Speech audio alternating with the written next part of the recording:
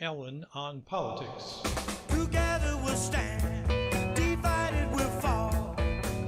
Come on now, people, let's get on the ball and work together. Come on, let's work together.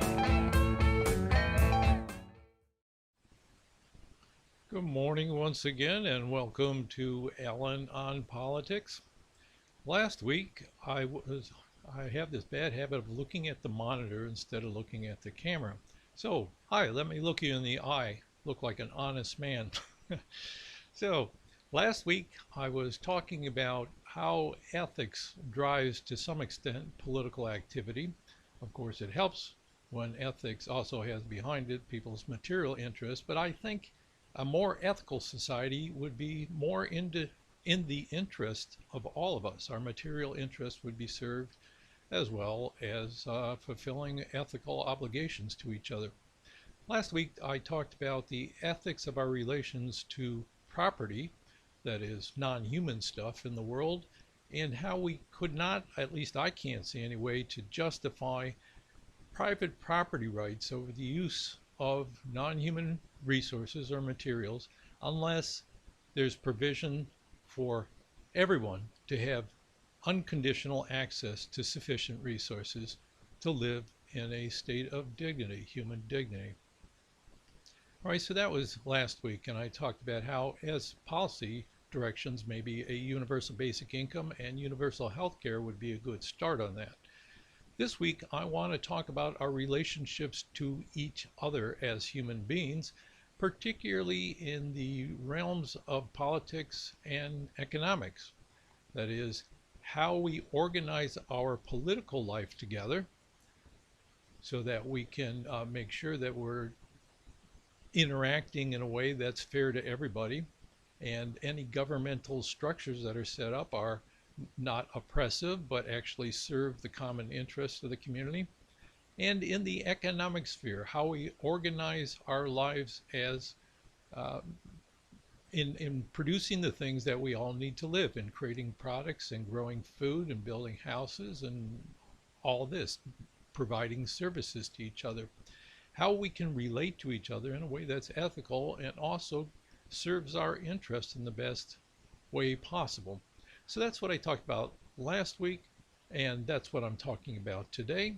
If you would like to respond to what I'm saying, either last week or this week, you have to sign into YouTube in order to use the chat feature. Then you can send a question or a comment, and after I get done with my little opening blurb, about 15-20 minutes, I guess, maybe closer to 20 minutes, I'll look over there to see what's on the chat and try to respond to you if there's any questions or comments. So let's get into it. I wrote out my thoughts on this once again because I wanted to have them organized, and I'm going to put it on the screen for those of you who are watching by video. Once again, let me remind those of you who are listening that this was live streamed on Saturday morning, March 12th, 2022, and it is also being recorded for later viewing on YouTube and for listening on your various podcast platforms. So you may be listening live, you may be listening later. If you're listening live, you can do chats with me in real time, and I will be responding to those. So that's what I'm talking about when I say chats. All right, let me get this first principle up on the screen. And there it is. I'm going to read through this for the sake of those who are listening and explain as I go along. So it says, people live in social relationships to better protect and provide for themselves and to satisfy their desire for companionship and communal belonging. Now that first part, all I'm saying is that human beings are social beings, that we live together in society. That's where you normally find us. We're not like Tarzan off living independent in the jungle and meeting our own needs through our own ability to hunt and build a hut in the trees. We live in society in order that we all can feel more secure and that we can work together to provide for our needs, and also just because we feel fulfilled as human beings when we belong to a community and have that sense of companionship of other human beings. So that's the first part. It's just saying that we're social beings. Second, human dignity requires that social relations be free of physical coercion and violence to the greatest extent possible. Now, when I say that, I'm espousing what is a libertarian principle that may be familiar to people in the United States from libertarians who see reduced government as reduced government coercion, reduced government in general, as one of the most important principles because it's based on human freedom. I base my ethics on human dignity. I'm not going to go into the fine points of my whole ethical philosophy because it can get kind of tricky. But what I do want to say, human dignity encompasses both human freedom and our obligation to treat each other respectfully. As human beings, we recognize each other as similar, and because we want some respect, some dignity for ourselves, we want to give that to others. And coercing people, threatening them with violence, is not treating people with dignity. We have government putatively so that when people act in ways that harm other people, we can stop them from doing that, either through the threat of some kind of sanctions like fines or jailing or even execution. But that may be a lot less necessary than we think it is. Now, if you go back for a minute to my statement about last week that everybody should have the resources to live in dignity, that is, they should have the basics essential to living, like housing, food, water, heat, clothes, all of that, medical care, there would be a lot less poverty, obviously, and with less poverty, there would probably be less drug addiction, less crime, less mental health problems because there'd be less social stressors. For part of my career, I was a mental health counselor, and almost everybody I saw, whether they had anxiety or depression or something else, those are the two most common, it was related to financial stressors in their life. So when you reduce the financial stress, you reduce mental health problems, substance abuse, petty theft, all that kind of stuff would go down, and there'd be a lot less need for police and violence. I think as we get into the part about economics, we will also see that we could do with a lot less government in the realm of regulating the economy if it was organized properly. That is, if it was organized not for personal profit and gain of investors, but organized in such a way that it had more socially useful directions that the work was organized for. All right, so that first part simply says we want to reduce to the greatest extent possible the use of violence, the threat of violence, and coercion on people. Now, I'm going to get into the part specifically about government now, how we should organize government, and my view of how to do that based on that first principle. So you might call this one Principle 1A. All right.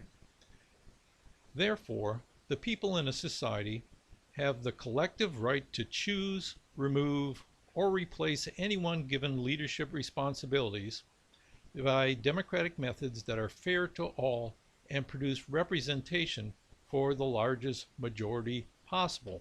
Now that first part should be fairly familiar. It simply says, excuse me, I'm getting a sip of tea, simply says that we should have democratic governance, that if we are setting up a process for writing laws and enforcing those laws, everybody should have a say in that. So that's pretty familiar, that we have the collective right to choose, remove, replace any leaders by democratic methods that are fair to all and produce representation for the largest majority possible. And going along with that, the second part, people collectively also have the right to place restrictions on the actions of any governmental bodies so as to protect personal, political, and economic freedoms. All right, so what does that mean? Well, that's limited government. Again, that should be a familiar concept from our American tradition, particularly protecting rights that allow you to engage in political activity, such as freedom of speech, freedom of press, and the right of association. That's going to be a big one as they go forward into economics. But one thing I would not say is a right is some kind of absolute right to private property. As I said last week, private property can only be justified if everybody has the basic resources to survive, which would mean something like a universal basic income, which would mean that everybody that has property, usually financial property such as money in the bank or stocks, bonds, investments, things like that, would have to give up part of that in order to provide for the universal basic income for everybody else. That is, taxation is part of this. We can't claim an absolute right of private property against taxes. Taxes, to my mind, should be simple and progressive. Not a lot of deductions, exclusions, all that kind of stuff could be done away with. That's a tall order, I know. They've been talking about that for decades, my entire life, and the tax code just gets more complex. But it should be progressive, that the higher your income goes, the higher the percentage of that income is going to go to public purposes. All right, so that's private property is not on the same level as things like the personal rights of freedom of expression and free association. Okay, so what kind of government would that look like? How would that be different than what we have today? Well, for one thing, it would be truly democratic in a way that we don't have currently. Right now, our system is not fair to everybody because of gerrymandered districts. Some places are not fair to one of the major parties. It gives a big advantage to the other major party. Almost everywhere, our system is not fair to other parties, to parties other than the two major parties. Ballot access is very difficult. Our method of voting tends to marginalize new parties and different parties. And finally, it's not fair in the sense that far from looking for the widest majority representation, it allows people to come to office with less than a majority, with a minority. And that's because we get to only vote for one candidate, and the candidate with the most votes wins. So anytime you have a close race between the two major parties and any third candidate is in, it's possible that someone will win with less than 50% of the vote. That's less than a majority, and we don't know that another candidate would have been able to get a majority of the votes if there was a way to show a preference between the two major party candidates. So we don't have a fair system of voting. We don't have a truly democratic system, and I think there would be an awful lot of changes needed to create something more fair. Just to give a few examples based on what I just said, there are problems with our system. We could have independent redistricting commissions that would set the boundaries for political districts in a way that's fair, in a way that follows guidelines that is not calculated to simply advantage one party or the other. We could have alternative methods of voting, preferential voting. Ranked choice voting is getting a lot of attention, but there's a newer form that's an improvement on ranked choice voting, star voting. I've mentioned this in the past repeatedly. We could set up a different form of voting, which would be much more fair. And ballot access, we need to make it easier for candidates to get on the ballot and not give special advantages to particular parties. In fact, in my mind, parties should have nothing to do with who's able to get on the ballot. Every candidate that wants to get on the ballot should have exactly the same requirements. It shouldn't depend upon whether their party qualified for the ballot at some past point. It should be something that shows that that candidate has sufficient support to be on the ballot, such as a certain number of signatures, maybe a fee of some kind, application fee, a modest amount that's possible for someone to raise without having to have recourse to billionaires or millionaires in order to raise that kind of money. So fairer ballot access. So there's a lot of things that we could do, and we'd have to even go further if we wanted to make it truly fair, such as getting rid of the electoral college in the presidential elections, and also getting rid of the Senate because it doesn't have the same number of people in each state, yet representation is the same for each state, 2 senators. It's not a fair system, far from a fair system. And I would make that a priority in any political program, because before you can do anything else that I talk about for public policy ideas, you have to have a fair voting system to get people in office who actually represent all of us to the greatest extent possible, and also induce all of us to find ways to talk to each other instead of being stuck in our own partisan quarters.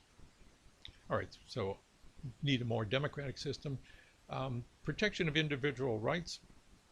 Any government, I think, would have to have at least a judicial system and a method of jury determination of claims in order to, anytime someone injures somebody else, there would be a way for them to have recourse to the courts.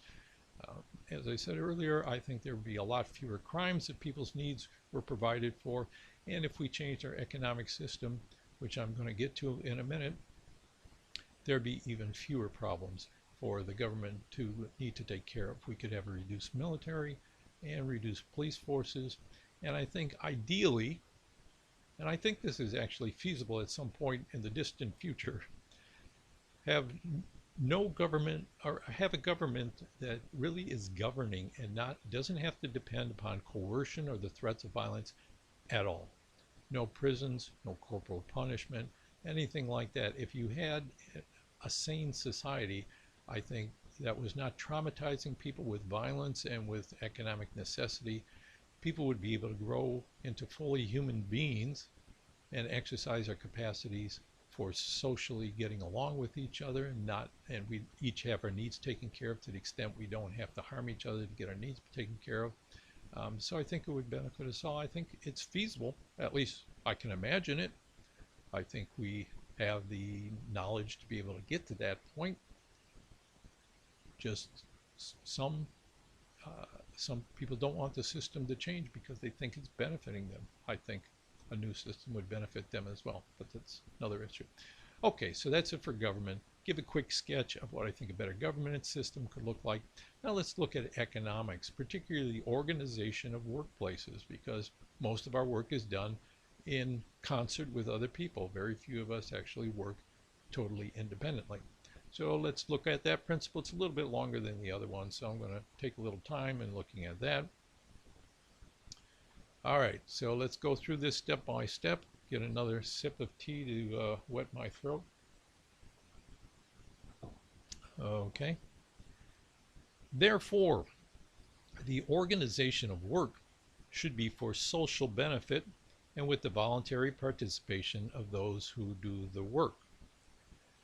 Well, what I'm saying there is that work should not be organized for the private profit of investors, but for the social benefit of all of us. That is, work organizations are giving people useful work to do that benefits other people.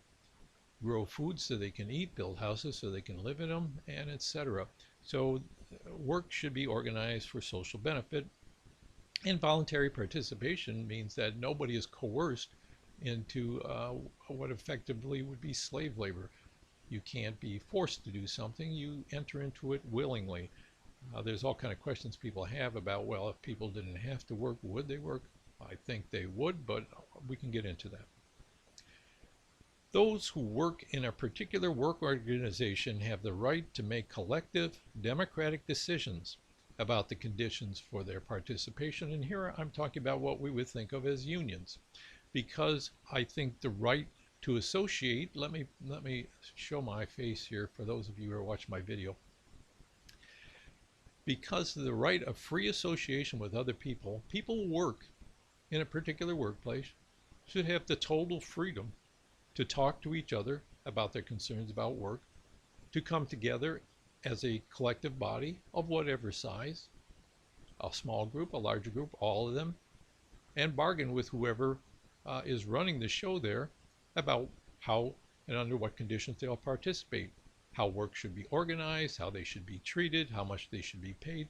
All of that should be up for negotiation. There should be less emphasis on needing government permission to create a union to do any of that. To me, it's implied in the right of free association. People at the workplace have the right of free association. Now, I include this, although as I'm going to get into, what I really think we should have is workers' control of businesses. I see the need for entrepreneurs to create new businesses, people who see new opportunities or have new ideas for products or better ways to produce things. I think there should be a role for entrepreneurs to get something up and running so that they should have some control to fulfill that vision and get people involved in working for them. But at some point, once you have a number of people at your workplace working with you, those people should have the human right to associate and to bargain with you, and the right to walk off the job if they so choose to. So I think this would simplify union representation if we simply recognize that people don't need government permission to associate with each other and to decide to voluntarily withdraw from the job if they don't have the conditions they like. It should be just recognized as a human right. It's not a privilege. All right. Let's move on then to special privileges for work organizations. I'll go back to the screen here so you can follow along with me if you're watching the video. This final part here. Any special privileges for a work organization, such as recognition of a corporate existence apart from those individuals who initiated, direct, or fund the organization, should be provided to organizations run for nonprofit purposes or organizations that are democratically controlled by their workers. Corporate capitalism is a big part of the problem here because it institutionalizes on a large scale principles that the people who invest money in a business are the ones who get to control it, who get to choose the management, and they use the people who work in it simply as resources, as though they're things, and those workers aren't given the acknowledgement of human beings that they should have a say in what they're doing, that they're there voluntarily. They should be there voluntarily, and if we had a society in which everybody had their basic needs met, then their participation in work would be voluntary. But if we're going to give special privileges, as a corporation is a special privilege, it gives the organization the right to continue to exist after its founders have died or moved on or left. It protects the assets of the people who are in charge of it from liability in case the organization is sued for hurting consumers or hurting a worker or damaging the environment. So it protects the organization from financial liabilities, and particularly when we have capitalist corporations, it protects the investors. All that's up at risk is what they invested in it and not anything personal. So I'm distinguishing here corporations and the special privileges they have from business organizations that are more like single proprietorships and partnerships, where a specific individual or set of individuals can be held liable for any damages they do and are primarily responsible for the business. And if they die or leave the business, somebody else takes over. It's not that that business has, its existence is based on specific identifiable human beings who are responsible for what's going on. I'm thinking of the entrepreneurs that I talked about a moment ago. Once a business becomes more firmly institutionalized, that is, becomes a corporation, those privileges of incorporation should only be afforded to businesses that are actually serving for a social benefit, that is, nonprofit purposes, or it's controlled by the workers.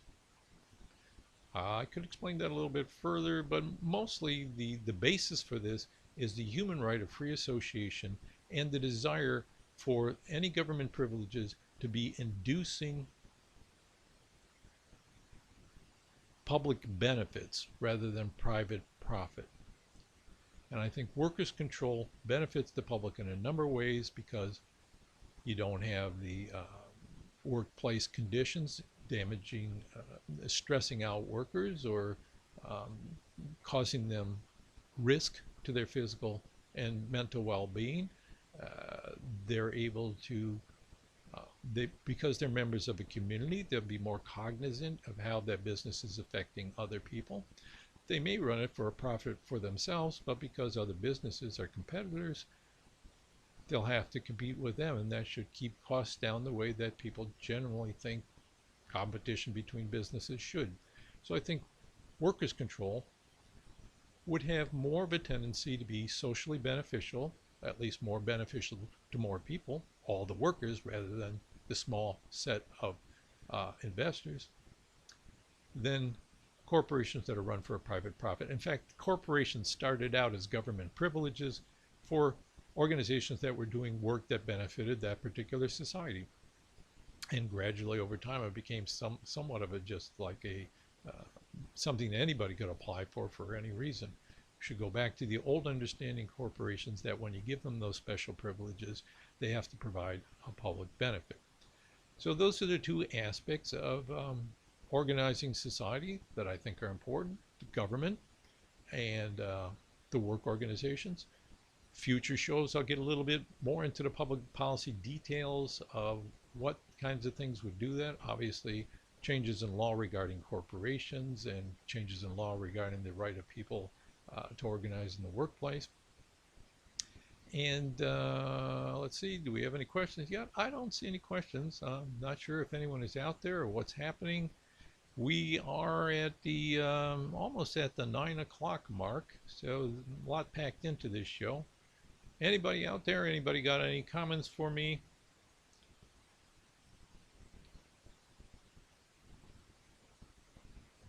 I'm going to take another sip of my tea while I see.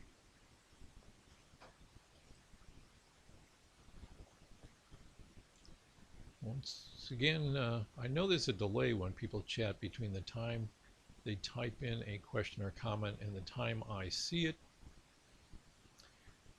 But I think there's been sufficient time for something to show up, and I'm not seeing anything. So I'm not sure what that means if only one person is there or nobody's there. Next week, I will go into extracting from these ethical considerations a basic set of policy principles, kind of like slogans, like the main areas that would need to be addressed. And then beyond that, how we can actually implement this, because I'm not satisfied with just saying we should do these things, but I'd like to be able to say, how can we do these things? How can we, given the circumstances we're in, with the unresponsiveness of our political system, actually make something happen? I got a text message just now, probably somebody letting me know whether the chat is working or not. Somebody says they are trying to type up a question. I guess it's a long one, so I'll be patient for a few more minutes to see what pops up.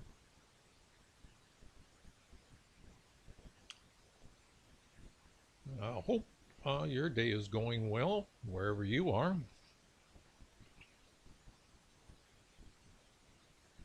And why am I dwelling on ethics? Because I think ethics does drive us to a certain extent, not just material interests, but I think they go together. Even for those who would pay higher taxes for these, say for example, a universal basic income, I think what they have to think about is how their quality of life would change if they were not seeing a lot of unhoused people on the streets. Looking at the monitor again, I guess I like to see myself. Fewer unhoused people on the streets, less crime, communities that were not so segregated by income, where there is more variety in people.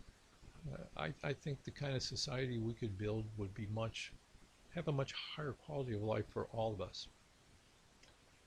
All right, something popped up on my chat, but there's nothing in it so far. It just says the name of the person that's there.